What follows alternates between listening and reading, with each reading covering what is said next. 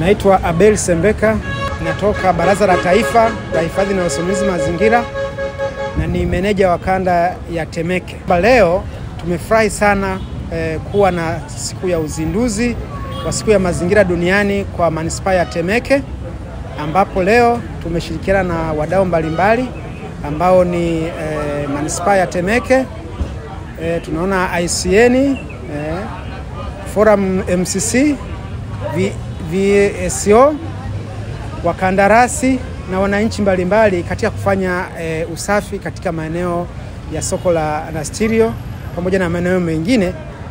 Tumefurahi sana kwa sababu imeleta umoja wetu, imeleta hamasa hasa kwenye swala zima la kufanya usafi, hasa zaidi kwenye kudhibiti plastiki ambazo ni kauli mbiu ambayo ni kauli mbiu ya mwaka huu, ambapo inasema mazingira yetu na Tanzania yetu ijayo, tuwajibike sasa kudhibiti matumizi ya plastiki. Nashukuru sana kwenye hilo. Tunawaasa wanaozalisha mifuko au plastiki zilizokatazwa waachane nazo, kwa sababu imekatazwa kisheria.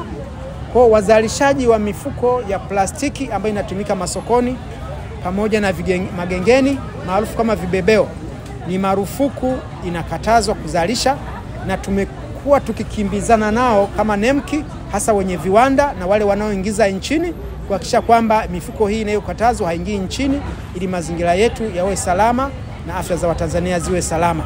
Naitwa Wasiwasi Baharia.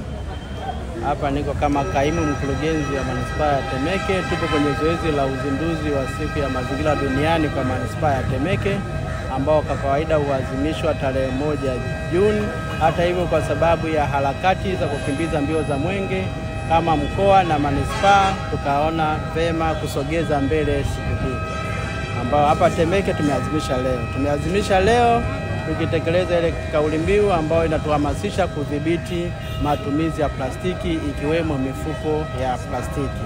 Sisi Temeke tumejipanga kushirikiana na viongozi wa masoko kuhakikisha mifuko ya plastiki haiingii au haiuzwi kwenye masoko, na hivyo haipati fursa ya kufungashiwa watu bidhaa, tukiamini kwamba tukisimamia kwenye masoko tutafanya wale wanaozalisha hii bidhaa mifuko ya plastiki wasizalishe ambayo haitakiwi, kwa sababu hakuna sehemu ambayo wataenda kuiuza na kuifanya biashara. Kwa hiyo zoezi hili tulilolianza ni endelevu, tutaendelea nalo mpaka hapo tutakapofikia kwa pamoja tumeponya mazingira yetu kwa kuhakikisha mifuko ya plastiki haitumiki holela kama inavyofanyika sasa. Yangu mimi naitwa Remy Lema. Nafanya kazi na shirikisho la kimataifa la uhifadhi wa asilia pamoja na utunzaji wa mazingira. Ni taasisi ya kimataifa, lakini kwa Tanzania tunafanya kazi Tanzania vile vile, na tunafanya kazi katika maeneo mbalimbali kama taasisi, ikiwa mojawapo ni eneo la uhifadhi wa bahari, kwa maana ya kuhakikisha kwamba bahari inaendelea kuwa salama, na hata kama kuna matumizi hapo yanakuwa ni matumizi ambayo ni endelevu. Sisi kama wadau tumeshirikiana na Forum CC na halmashauri ya Temeke kuweza kuona namna gani kuweza kufanya maadhimisho ya siku ya leo ya siku ya mazingira duniani, au uzinduzi wa siku ya mazingira duniani kwa wilaya ya Temeke. Na sisi tumeona ni wadau katika ile eneo, sababu tunafahamu dhima au theme ya mwaka huu ya siku ya mazingira duniani, ambayo imejikita zaidi kuona namna gani ya kupunguza matumizi au uchafuzi wa mazingira ambao unasababishwa na matumizi ya plastiki.